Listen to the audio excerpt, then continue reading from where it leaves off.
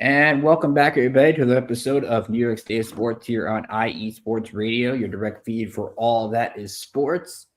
Ricky K here with you once again, and we got a special episode for you this morning here on a Saturday. We're going to be looking ahead to Giants Browns coming up at 1 o'clock Sunday afternoon. Giants look for their first win, but they got to go to the dog pound. And we like to involve the IE Sports Radio family here, so we're going to be having Jenn B from the Show of the Land here today. We're going to get into all the matchups, X factors, predictions, get you set. Who knows? Maybe we'll throw you some prop bets your way. People got to make something off this game. It's going to be a lot of fun. We want to hear from you. We're going to be doing a little bit different kind of format. I think it's going to be fantastic. So stay right here on IE Sports Radio, direct feed for all those sports. We'll be talking Daniel Jones. We'll be talking Deshaun Watson. We'll be talking all things Kevin Stefanski, Brian Dable, coaching matchups, X's and O's. This is the place you want to be. This is the place you want to go. So stay right here. We'll be right back in just a minute.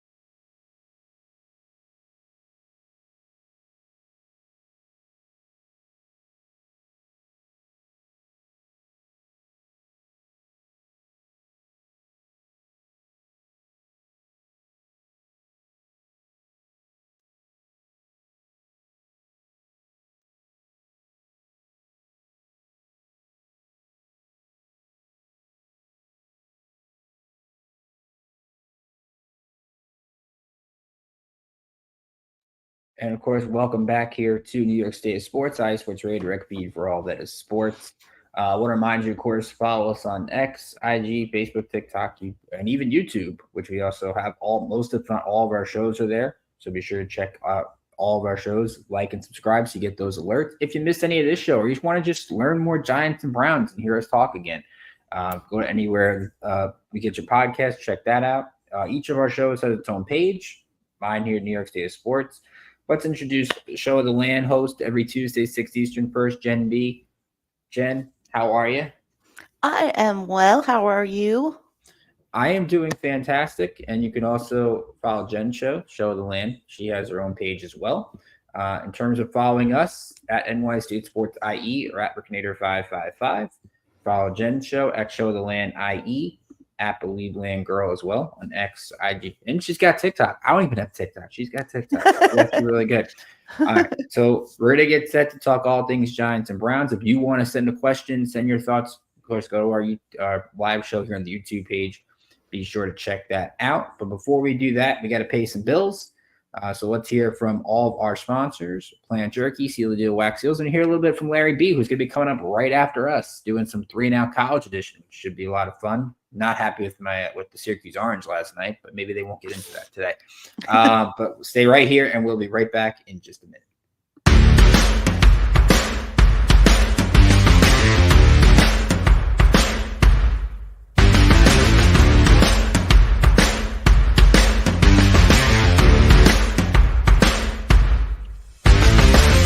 IE Sports Radio fans, this show is brought to you by Planet Jerky Premium Brisket Beef Jerky. Planet Jerky is the official jerky of the 2022 California League champion Lake Elsinore Storm, single A affiliate of the San Diego Padres. This all brisket jerky has gluten-free options, contains no MSG, no sodium nitrate, is low in sugar, and high in protein. Go to their website at planetjerky.net and follow them on Instagram at Planet Jerky. Planet Jerky, the jerky that's on a whole other planet.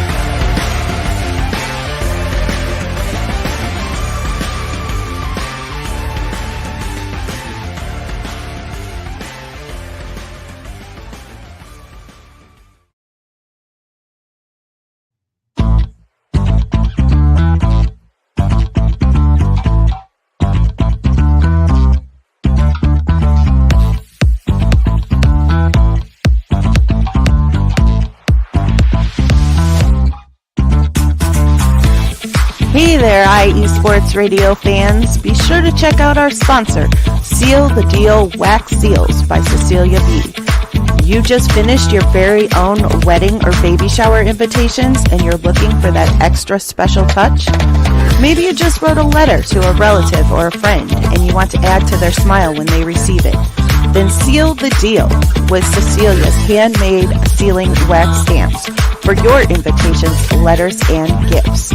You bring the deal, we'll bring the seal. You can find them on Instagram at sealthedeal_wax stamps and on Facebook, Seal the Deal Wax Seals.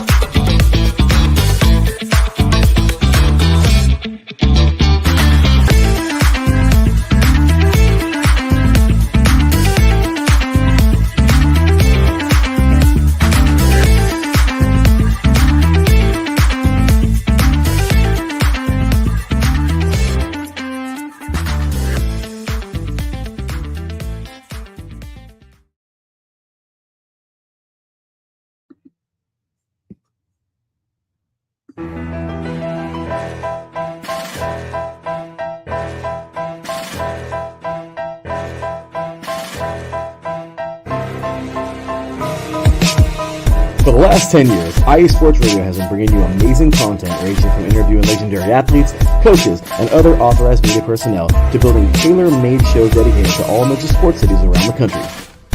Make sure to follow us at IE Sports Radio on X, Instagram, Facebook, TikTok, and YouTube to keep up with the latest in sports and with all of our shows. Also, make sure to check out our daily updated website at iesportsradio.com. At iesportsradio.com, you can see our daily show schedule and check out all of our show pages with personal bios to learn a little bit more about each of our awesome hosts. In addition to our show pages, you can catch the iSports Radio blog, Hall of Fame, Fans of the Month page, and our merchandise shop, including t-shirts, tank tops, caps, long sleeves, hoodies, and more. For now over a decade here at IE Sports Radio, we've continued to be by the fans, for the fans, and we thank you all for your support and for making IE Sports Radio your direct feed for all that is sports.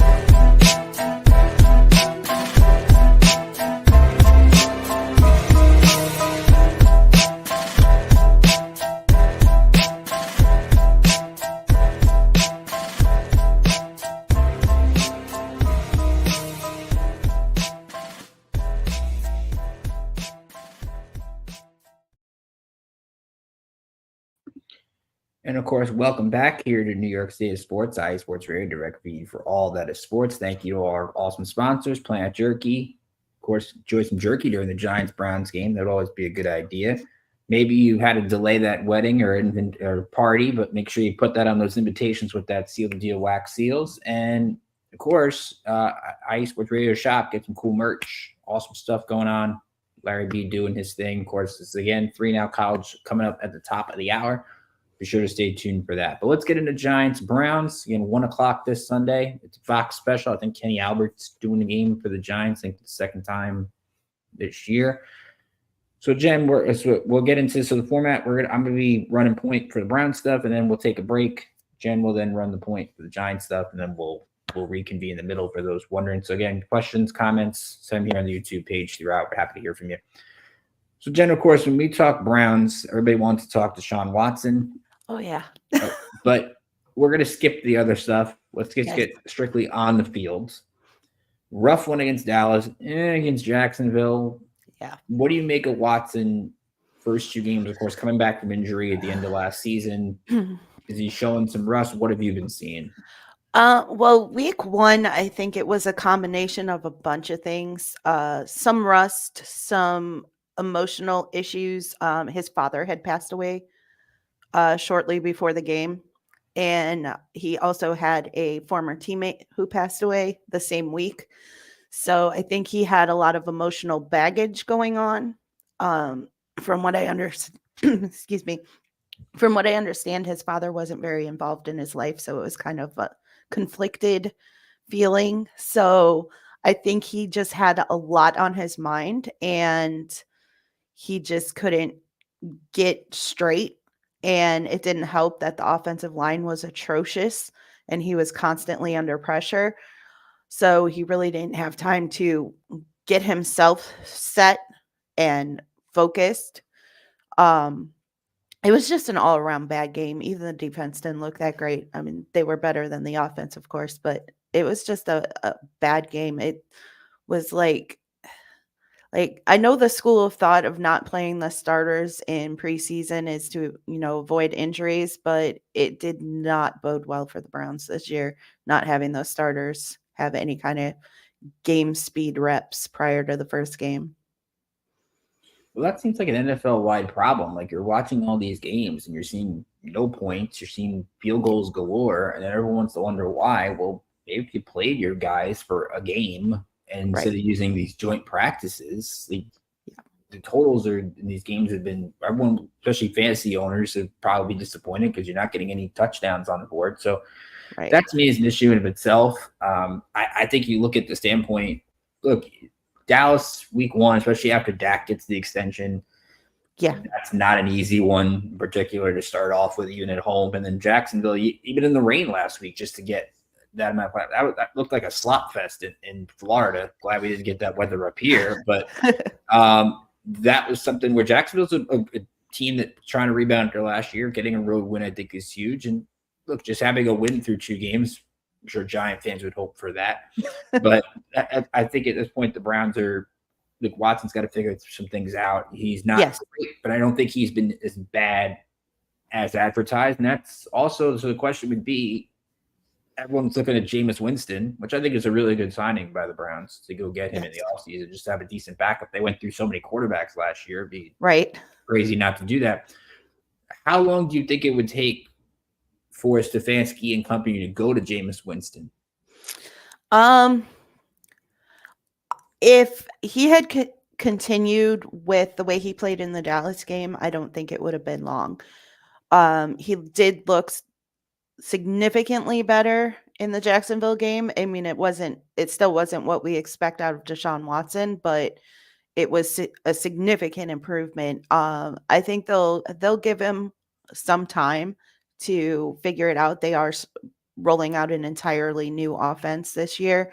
So he's not the only one struggling on the offense. So I think they'll give him some time, but I would expect if we see another game like he played in Dallas, or not in Dallas, against Dallas, the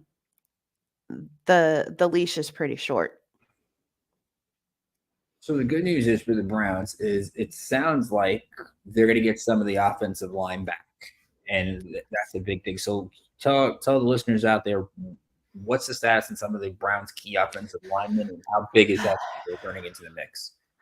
So DeJuan Jones was actually not practicing at the beginning of this week, but he is not on the injury report with a status. So it seems like he's good to go. That was a little concerning considering that Jack Conklin and Jedrick Wills have not played yet this season.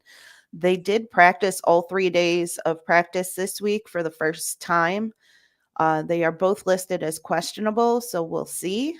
Jack Conklin's been listed as questionable the last 2 weeks and then ruled out at the last minute. So this is the first week that Jedrick Wills is actually listed as questionable. The last 2 weeks he's been ruled out pretty early in the week. So we will see. Stefanski said in his press conference yesterday after practice that he wants to see how they are feeling after 3 full days of practice and go from there. So I expect hopefully one of them at least will play tomorrow. Yeah, tomorrow.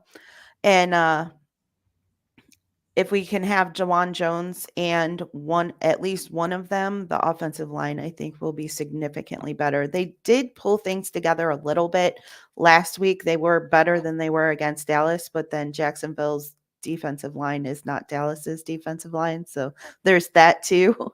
But I think we should have at least one of them back tomorrow. Which is absolutely good thing. You need an offensive line. Giants at least have seen their offensive line at least be somewhat healthy through 2 games, and to find a way to keep guys healthy, especially in a 17-game schedule. You try to do that as best you can. Yes. Now, selfishly, we'll skip that one for a second. Let's look at the division as a whole. I think you look at the Browns at 1-1, and it's actually been pretty good considering the Bengals looked awful against New England. Probably should have beat the Chiefs, but they're 0-2. Ravens have played played a tough game with KC, and then somehow lost to Vegas. I don't know how, but somehow they did. And then Pittsburgh's 2-0, but really they don't score touchdowns. Right. They're a big believer in Chris Boswell, even though they love Justin Fields, but Pittsburgh can't score. Where do you look at the Browns in the division through 2 games? Are you content with 1-1? Are you more happy looking at Cincinnati and Baltimore slow starts? What are we thinking? I'm content right now. Pittsburgh hasn't really played too strong a competition yet. And like you said, they're not scoring touchdowns, so that's not bound to last. I expect that Baltimore and Cincinnati will most likely turn things around. Cincinnati always starts slow, so that's not a surprise. I do think they have some chemistry and some conflict going on over there or down there in Cincinnati. Jamar Chase has been causing some issues. So, and I'm not sure that Joe Burrow's at 100%. We'll see, but I'm not overly concerned about Cincinnati. The Browns kind of own Cincinnati, so Cincinnati's never really been a big concern, but I honestly didn't expect the Ravens to be the powerhouse that they've been the last few years. They did lose a lot of pieces on defense and their offensive line. So Lamar Jackson can't do it all by himself.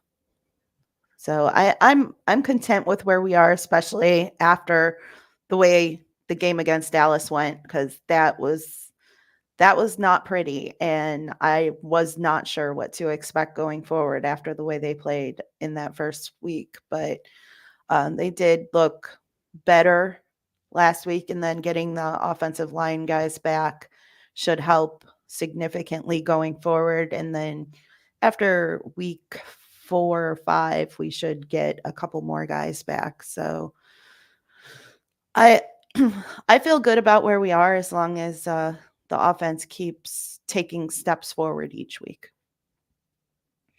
So speaking of the offense taking steps, there's one player that selfishly I want to see start proving that it's not doing anything, and got a little bit, not an extension, but a little bit of a nice pay raise to his year this year, Amari Cooper. They did add Jerry Jeudy in the offseason. Elijah Moore's been doing more of the production through the first 2 games. How concerning is Amari Cooper's slow start, especially with David Njoku being hurt? And are you seeing a quick recovery from him? I honestly don't know what to think about the Amari Cooper start. I mean, he's been with the team this will be his 3rd season, and he's never looked like this before. I can't help but think that him holding out over the summer has something to do with it, with the institution of the new offense and him just not being there. He didn't participate much in training camp. He had some sort of injury that kept him out part of training camp, and then he held out during OTAs and all the other off-season workouts and things like that. So I think that has a lot to do with it. There's a lot of people saying that he's doing this intentionally because he's mad at the Browns for supposedly having him on the trade block, though I've heard multiple reports from credible sources that he was never on the trade block. It was just a rumor.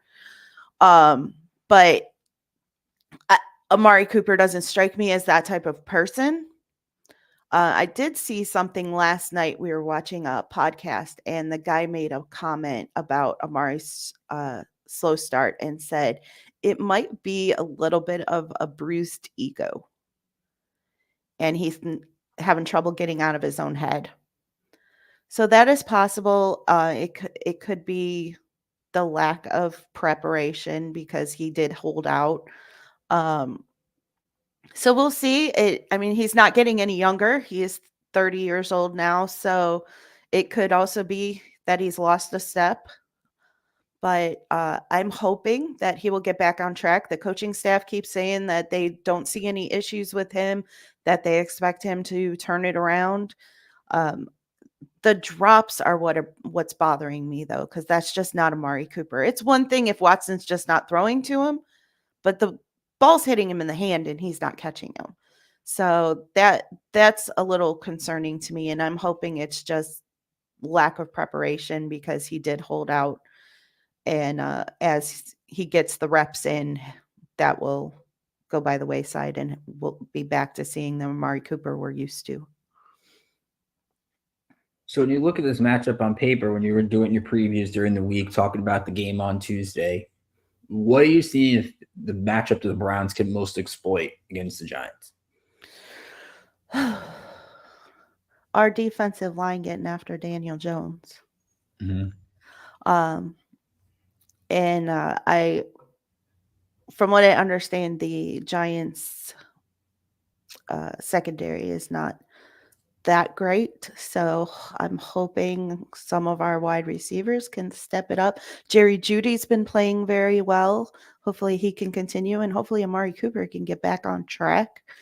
And maybe we can see something out of our second-year wide receiver, Cedric Tillman. I just mentioned yesterday to my husband that haven't seen much of him the first 2 weeks, and they were talking. He was the talk of the town during training camp, and haven't seen much of him other than some run blocking. So maybe they can get him involved and maybe score more than one touchdown.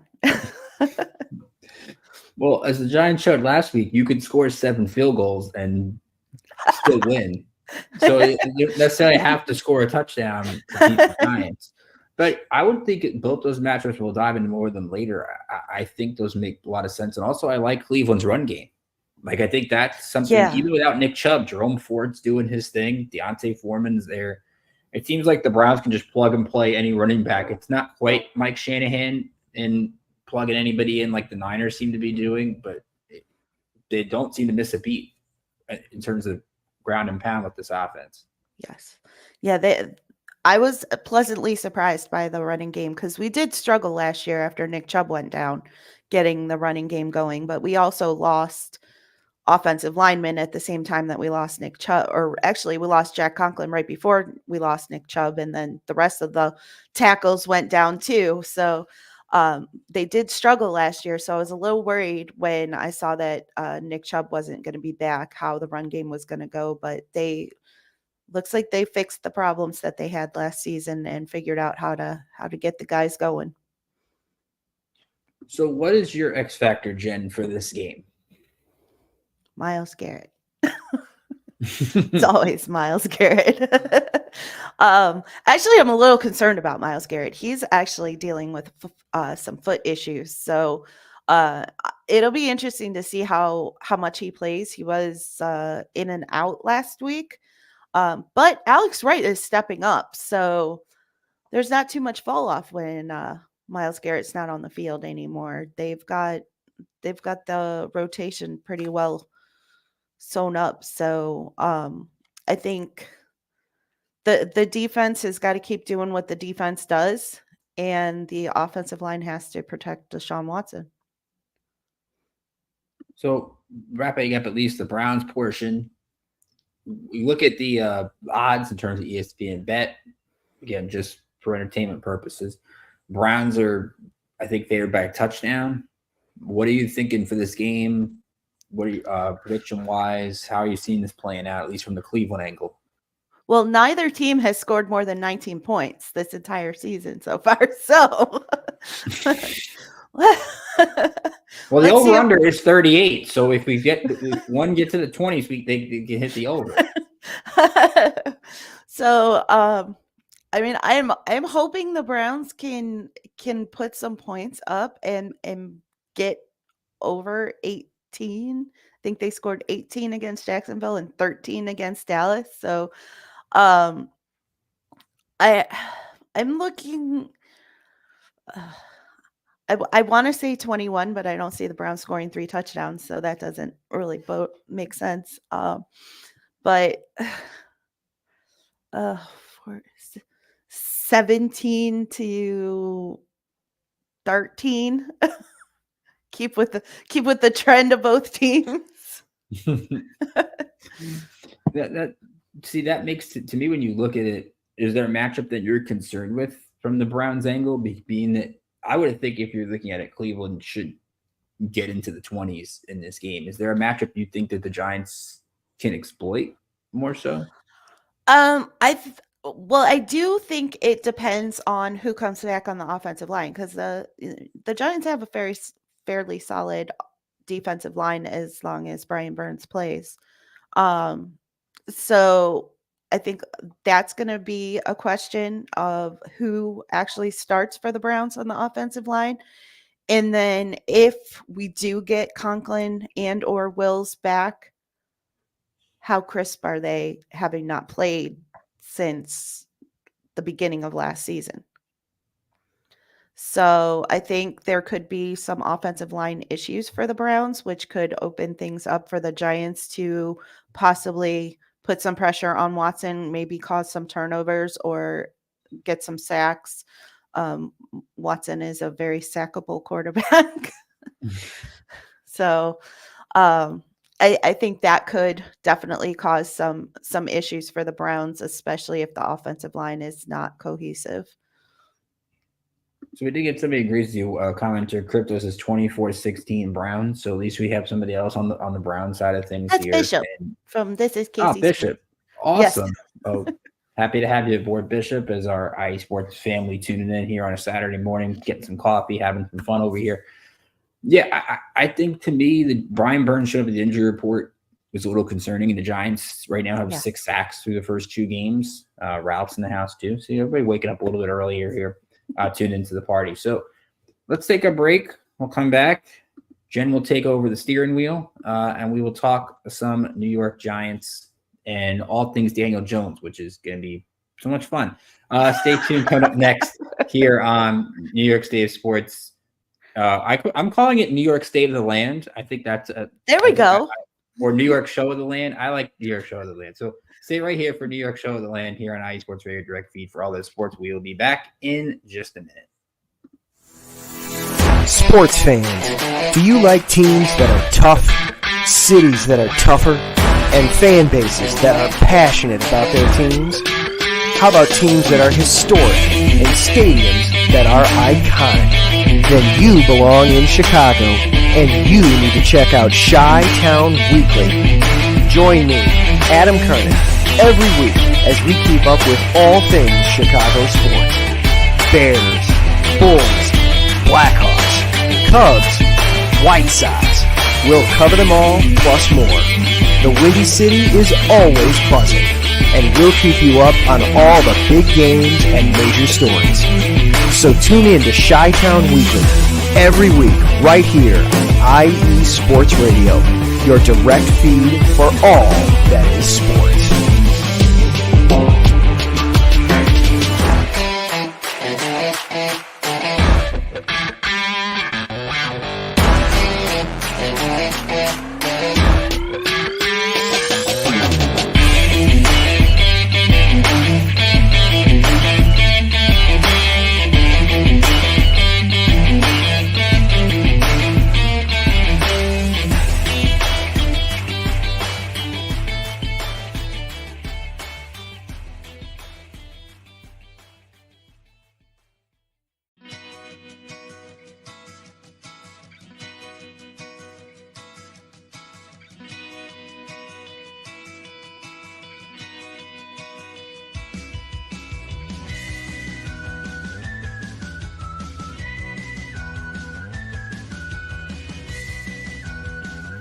Hey, Cleveland and Columbus sports fans. This is Jenn D, host of the Show of the Land on IE Sports Radio, your direct feed for all that is sports. If you love Cleveland and Columbus sports like I do, be sure to tune in live to the Show of the Land on Tuesdays, where we will cover the Cleveland Browns, Cavs, Guardians, and Monsters. We will also talk about the Columbus Blue Jackets, Crew, Fury, and of course, the Ohio State Buckeyes. We'll also cover other colleges in the area like Akron, Kent State, Cleveland State, Mount Union, John Carroll, Baldwin Wallace, Youngstown State, among others. So like I said, if you love Cleveland and Columbus sports like I do, be sure to tune in Tuesdays to the Show of the Land with Jenn D on IE Sports Radio, your direct feed for all that is sports.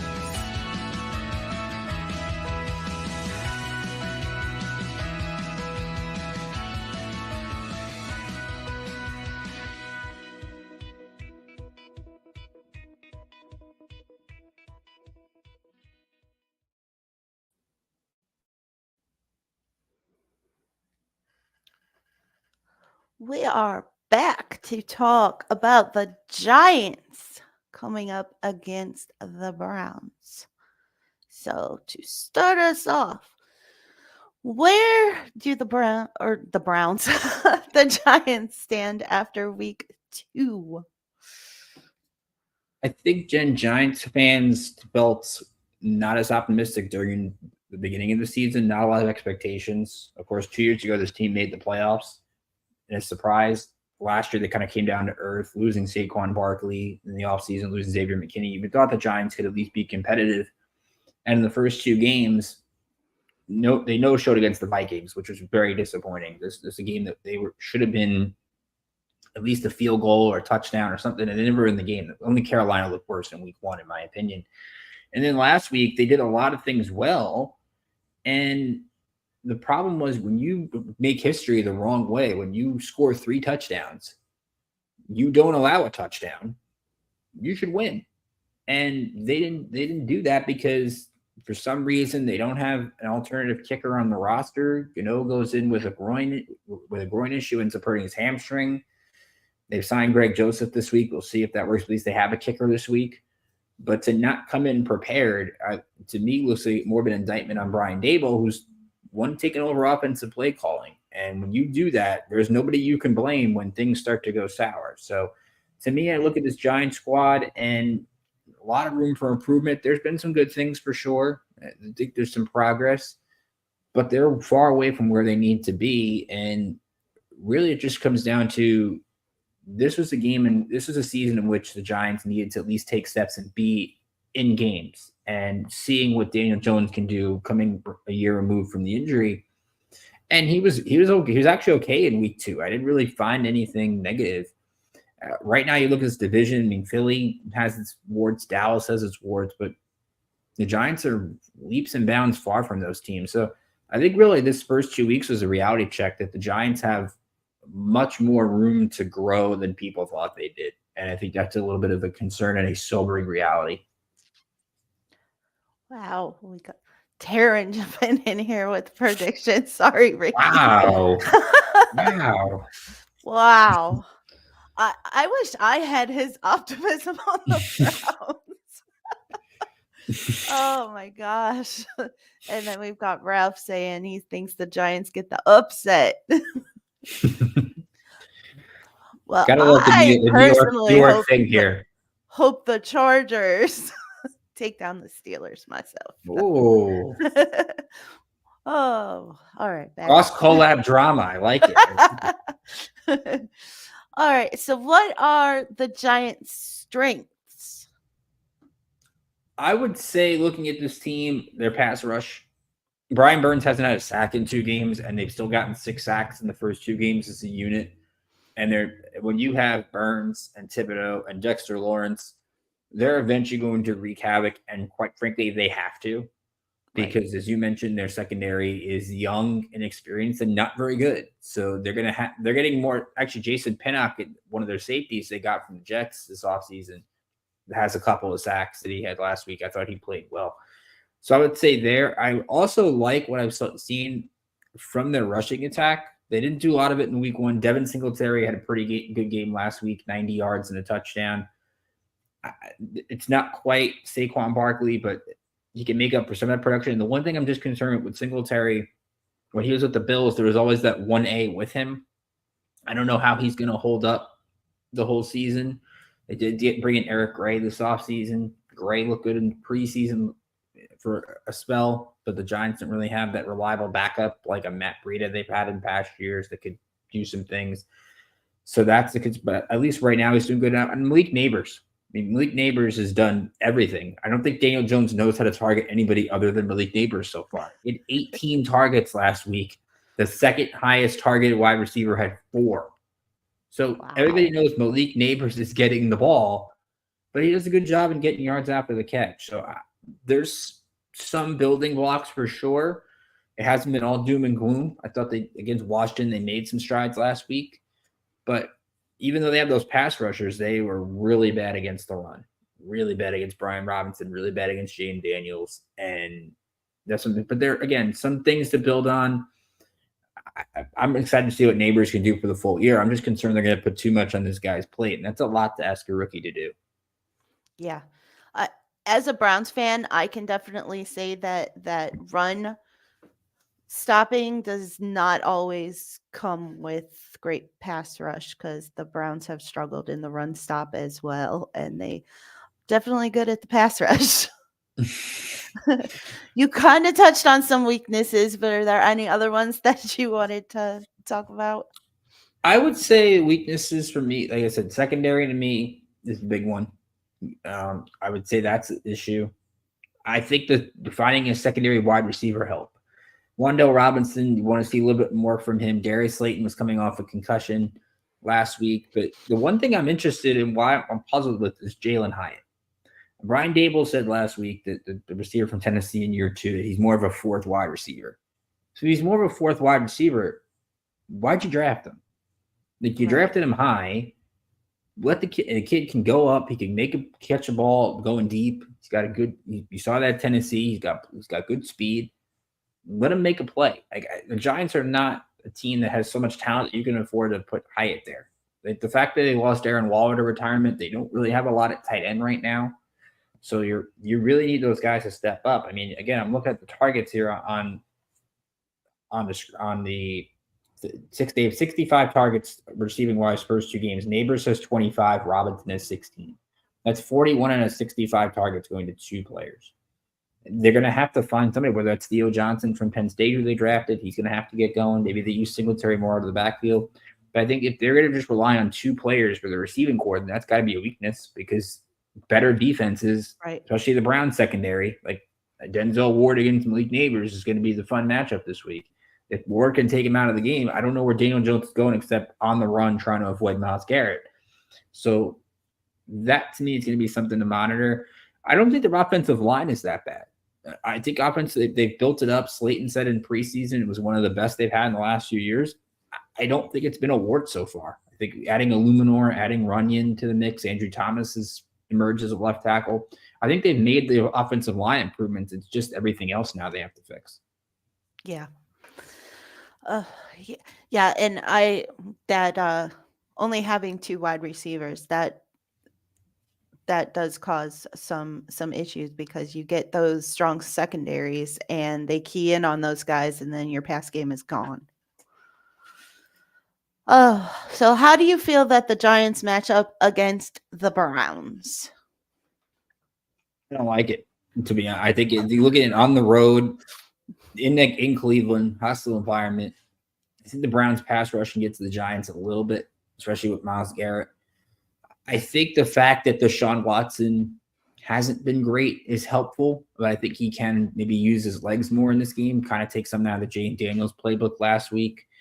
The fact that Browns haven't really emerged offensively yet is a good sign. I think the low-scoring game does keep the Giants in it to a degree, but it's just making those winning plays. And you saw, like I said, putting too much on Neighbors last week. He had to drop on 4th down because they had to go for it because they don't have a kicker. At least they have a kicker this week. So that's going to help when they get in the red zone, maybe get some field goals, get some points on some drives where they had to go for it on 4th down. I don't think it's as lopsided, but I don't really see where the Giants can necessarily exploit things, because their secondary against 3 talented wide receivers in Cooper, Moore, and Judy is going to be difficult. They're going to have, to me, it's going to come down to the ground game. They're going to have to control the clock, run the football, and maybe Jones can sneak a play action play. They tried to go deep in the preseason that led to interceptions. They're going to have to get more of a downfield attack going. I don't think it's as lopsided of a disadvantage, but I do think there's not much I can say, yeah, that's where the Giants are going to be taking advantage of the Browns, unless they can create some havoc against that offensive line that's still building continuity in Cleveland. Watson makes a couple mistakes, and Giants get some good field position off of it. Yeah. I will say that the Browns have had some coverage breakdowns. So Jacksonville and Dallas both got a couple of, I think Jacksonville only got one, but Dallas got a couple of those big plays off because somebody wasn't where they were supposed to be. So hopefully they fixed that. They did have that problem, even though they were the number 1 defense last year. They did have that problem from time to time last season as well. So we'll see. But how do you feel about Daniel Jones overall? I know you said earlier that his week 1 was not great, but you saw some improvements in week 2. Yeah, week 2 against the Commanders, a team he usually beats. His first 7 matchups against them going into last week, he was 5-1-1. So he seems to play well against them. But he had 178 yards, not great, but 2 touchdowns. Didn't turn the football over compared to the week before, and he had 2 picks and no touchdowns. So there are at least some positives in the right direction that if Jones takes care of the football, the Giants should be okay.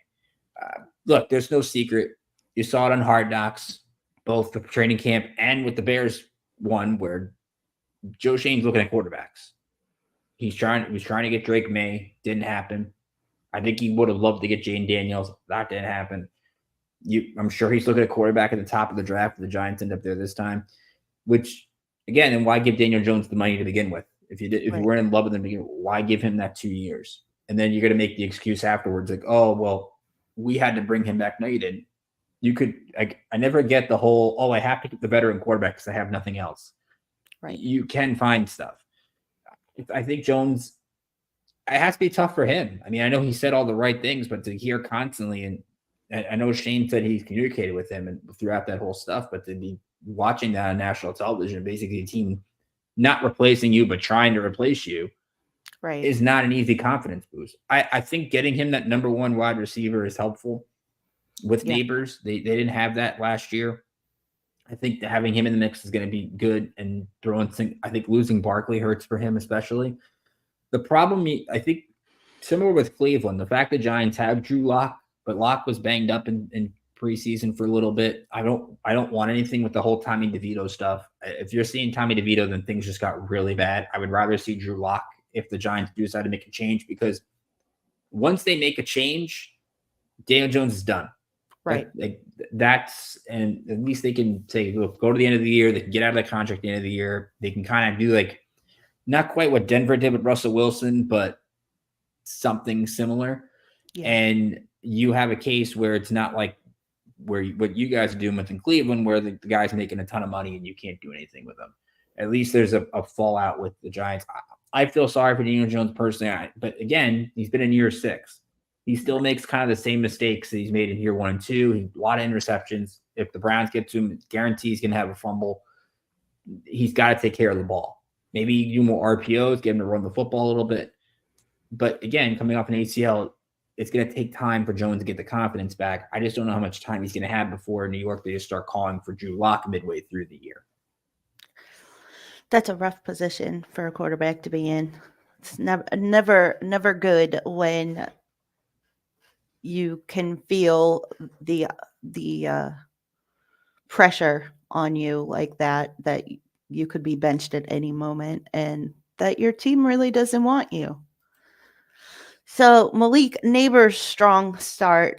How do you talked about it a little bit already, but do you feel like it will continue? What are your overall thoughts on how Malik Neighbors has been doing?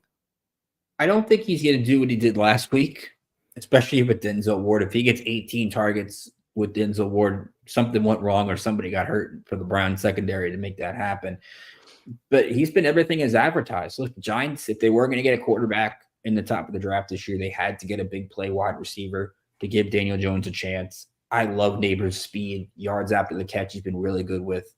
I would love to see him more in some screen action, kind of get him involved in that, take advantage of that speed. But to me, Jen, he's been everything as advertised. I mean, this is a guy that's going to really single-handedly emerge in this offense. And usually when you take an LSU wide receiver, it does tend to work itself out. I mean, they do find the right pieces, and they couldn't really go wrong. I mean, they couldn't get Marvin Harrison, but right now, Roma Dunze hasn't played for Chicago, right? And Neighbors at least is shining. So it's early, but the Giants seem to make the right wide receiver pick. Now it's about building the pieces around Neighbors, but a strong, decent first week against Minnesota. Really good last week. I'm going to take the drop side. I mean, he's a rookie. Drops are going to happen. It is what it is. You shouldn't even been going for it on 4th down to begin with. Right. But I think overall, hard to say that I don't like what I'm seeing from him right now. It's just not trying to put too much. I don't need this epic season. Just get through this year healthy, find a way to make some plays, gain some continuity with the quarterback, and see where it goes. But overall, I'm really like what I'm seeing from Neighbors. Well, you keep saying Denzel Ward. Just so you know, Denzel Ward was on a pitch count last week. He only played 11 snaps. He's dealing with a shoulder injury, so I don't know how much he's going to play. I would expect to see more Martin Emerson on Malik Neighbors. Okay. So we'll see, but Denzel, I mean, the 11 snaps that Denzel Ward played, he was breaking up passes and doing great, but he's dealing with some shoulder soreness, so they pulled him out last week. So we'll see how much he plays, but Greg Newsome has been playing well, and Martin Emerson is our big body cornerback. So we'll see, but Cam Mitchell's coming also off a good game. Coming Go off a ahead. good game last week too. Emerson I saw had a good game against the Jaguars. So Yes. Yeah. He had a really good season last year. Denzel Ward was in and out a lot. He's very injury prone, that Denzel Ward. He's so tiny. But and he had his 5th concussion in preseason, so I'm a little worried about him. I don't know. But yeah, Martin Emerson has been a surprise. I will say, like, everybody questions some of Andrew Berry's picks. Andrew Berry was a cornerback. He actually played college football as a cornerback. He is really good at evaluating those secondary players. And he's made some really good picks in that regard. We didn't have a 1st round pick, and he goes and takes Martin Emerson, and everybody was like, who the heck is this guy? And then he comes out and plays rather well. He's been quite a pleasant surprise. So we'll see. But like I said, I don't know how much Denzel Ward's going to play. Denzel Ward and Myles Garrett both might be on pitch counts this week. So we'll see how that plays out. So now, what is your prediction for the outcome of this game? well, let's put it this way, Jen. The Giants need this game. If they don't get this game, I'm going to run you through their next 5 games after this. Dallas, short week, but Dallas at home.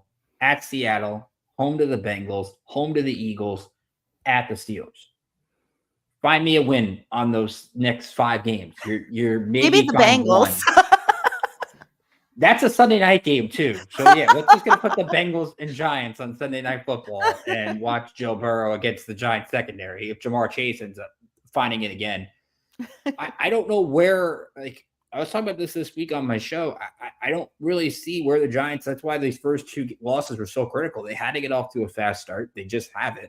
And Daboll's already getting questions about the hot seat and staring at reporters after they ask the questions.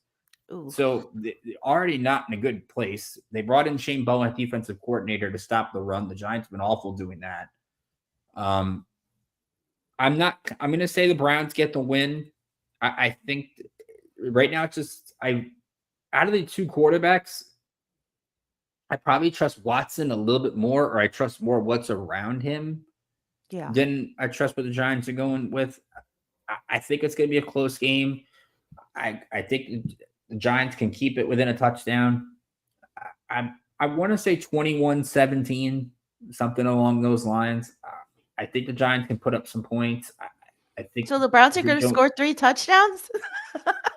I mean, or they might get, again, we talked about it last week. Washington got 7 field goals and got to 21. It doesn't matter how you get there. It just matters if you get there. Yeah, that's true. That's true. We could do 7 field goals. Somebody is breaking 20. I don't see either team scoring. I think one team is going to get in the low 20s. That would be better. That would be quite an improvement for both teams. So. If neither team gets in the 20s, we might be calling it. I used to call something on a show I used to do called the Flip the Channel Game of the Week, where it's whatever game on the slate is on your direct TV, your Sunday ticket now on YouTube. You just flip it off. if both teams are scoring in the 10s in the third quarter, it might be the game that you pop up on your multi-feed and want to change a different game at some point. Yeah. Oh, we've got Adam jumping in. Final score 21. So that's so that's actually a bad thing for the Giants because last week they got 18 and didn't kick a field goal. So if their kicker is getting 6 field goals, the offense actually got worse than last week and scored the same amount of points. I don't know if that can happen. Oh God. Well, at least we can laugh about our teams. Well, I'll put it this way. I guess since we got a few more minutes before we got to wrap up, I mean, it's possible we'd be doing this collab in October just for different reasons. I mean, Yes. Yankees and Guardians are doing their thing, so at least we'll have some postseason baseball. I'll give you the floor with the Guardians. Stephen Vogt winning the division. Well, I don't think they didn't Not win yet. the division yet. They can clinch the division today if they win and Kansas City loses. Well, the Royals have been terrible, and the Twins have been terrible. So Cleveland's in the postseason, probably going to win the division. Yes, we're 7.5 games up. So yeah, it's been a good. I mean, look, no Shane Bieber. They've been injuries go on the rotation. I've been very impressed, and this is a group 2 years ago that took the Yankees to the brink. If they had a better Game 5 starter than Aaron Savali, they might have had a shot to win that series. What are your take on Cleveland? I know. And their World Series chances. I'm worried about the starting pitching. They've been very up and down. For like a week, they had like 4 guys in a row go 6+, and then all of a sudden now they're back down to barely making it out of the 4th inning. Now, I mean, the bullpen has been best in the league. But how long can they hold up? Can they make it another entire month of getting this team through 6 innings of 5-6 innings of baseball every night? I'm a little concerned with Stephen Kwan being out right now. He's on the IL. I'm hoping that they get him back before the playoffs. We've got another week before the season ends. So they've done a great job of filling in when people have been hurt. Angel Martinez came up from AAA and has been doing phenomenally, stepping in at the 1 spot in the batting order. And their bats have been very on and off all season. And they're on right now. I'm just hoping they can stay on and that the starting rotation, I don't know for sure who they're going to go with in the playoffs for the starting rotation. I know they usually bring it down to 4, sometimes 5, but every time I look at X, somebody else is on the IL or something. So I'm a little concerned about how the starting pitching is going to hold up and if they can get a solid 5-6 innings every game once they're playing playoff competition every day. No, I agree. But again, that's a team that just fights for every at bat. They don't strike out. Ramirez is great. I enjoy watching them play. Yankees have looked pretty good. Garrett Cole was excellent last night. 9 innings against, I know it's the A's, but he looked really dominant. Juan Soto got a big pinch hit in the 10th. Soto and Judge do their thing, just finding somebody else to actually hit with this offense. It's very inconsistent, but they've got 6 starters right now, and I think their rotations look pretty good. It's just finding a closer. But Luke Weaver's been so much fun. Their magic number to clinch the division is 5. They play the Orioles this week on Tuesday. I expect them to clinch this division at home. And it's been the pressure is going to be on. If the Yankees do play Cleveland, the ALCS, the pressure is on the Yankees. Period. Let's get to this one real quick as we wrap up. Adam says, "What's the higher score, tomorrow's Giants Brown game or the total runs in Yankees Guardians?" I'm going to say total runs. I don't think we're going to have a 4-3 or a 4-2 kind of thing. Wow. I'm going to. So let's say it's 37. I'm actually going to take the Yankees and Guardians in the playoff series. with Yeah. runs. Yeah, I have to agree with that. But at least it's at least this time it's best of 7. But I mean, if that were the case, I mean, Cleveland unfortunately saw Garrett Cole twice the last time. If they get a best of 7, they'd probably see Cole about 3 times. Yeah. And that's, I mean, the way he's throwing right now, he was bad coming back from injury, but he's looked pretty good. Yeah, I think we year played end or him. 3. I think we played against him early in his return, and he wasn't great. And I was like, this is not the Garrett Cole I remember. Which was weird because I remember that game. Didn't he allow only like 1 hit, but he walked like 4 guys? Yes. Yeah, it was like it was just not him at all. I was like, who is this guy? This is not Garrett Cole. I think he looks back. If I'm going off of last night, he looked really good. But let's wrap it up over here. Again, thanks to Jenn B for hopping on the show. You can catch her show every Tuesday, 6 Eastern, here on IE Sports Radio, here on the YouTube page. Definitely check that out on our Tuesday lineup. Is always a lot of fun. You can catch New York State Sports every Monday at noon. It's like Monday afternoon quarterback. We talk Giants and Jets. We're going to talk about beating New England the way they did. The Liberty are in the playoffs. We'll talk about their game 1 coming up. Hockey's getting underway. Basketball's getting underway. Soccer's in full swing. There's so much sports we could dive into in an hour, but we try to do the best we can. But sum it up with Jenn. Not a lot of points in Giants Browns. Somebody's got to win. But I think both these, it's going to be a weird kind of ball game. But look, I enjoyed New York Show of the Land. I think it's going to be something that we bring back, hopefully, Jenn, for the playoffs for baseball at some point. What do you think? Definitely, that would be great, and hopefully both teams will fare well in the playoffs, and we can be meeting in the ALCS. Yeah, that would be a fun trip. Still, both work left to do for both teams. Cleveland less work than the Yankees, and both fighting for that 1 seed. That will be interesting to see if both teams win the division, which one gets that home field. Would there be a Game 7 in the Bronx or a Game 7 at Progressive, which would be pretty ruckus if it's a Game 7 at Progressive for sure.